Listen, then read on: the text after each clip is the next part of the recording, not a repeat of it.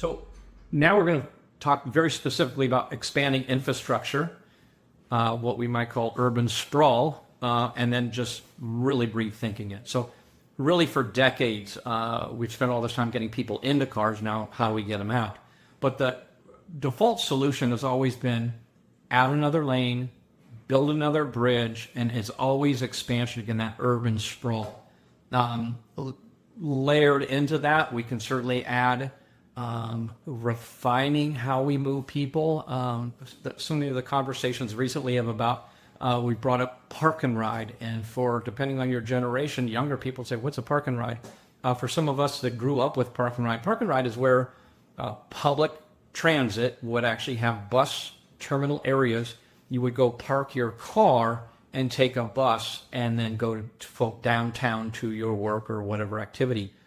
And while that was a very popular activity, it's still, and depending on location and local culture and common practice, that is still very, very effective. I jokingly say, having been raised in the Seattle area, you're on a public bus, very common, park and ride, and it is as quiet as it can be. Everybody's reading.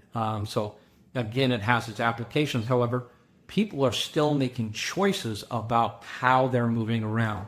And so when we talk about adding lanes and more roads, rapid transit bus lanes, high occupancy vehicle lanes are ever more present, but in and of themselves do not actually solve the problem of traffic congestion or in future planning.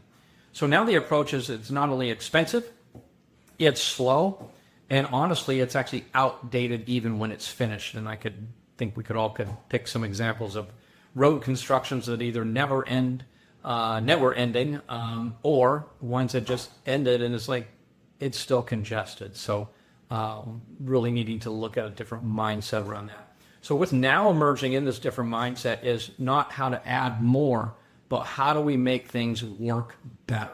And that's, again, given a specific location, same density of people, how do we now plan for the future expecting that will be a recurring population growth model? And that means smarter routing. It's going to mean smart integration between systems. And it's also going to talk about reducing friction across the entire journey. So really applications that will transition you from potentially underground travel to surface level travel to aerial mobility, or even elevated ribbonways and personal rapid transit systems. So again, the whole idea of expanding infrastructure, extending roads deep into suburbia, consuming more land. It's not often, I don't know what actually the number is, but it's not often, whether it's 10 years, 15 years, 20 years, the people that moved out into suburbia are now moving back into the city. This is a common pattern really almost anywhere you go.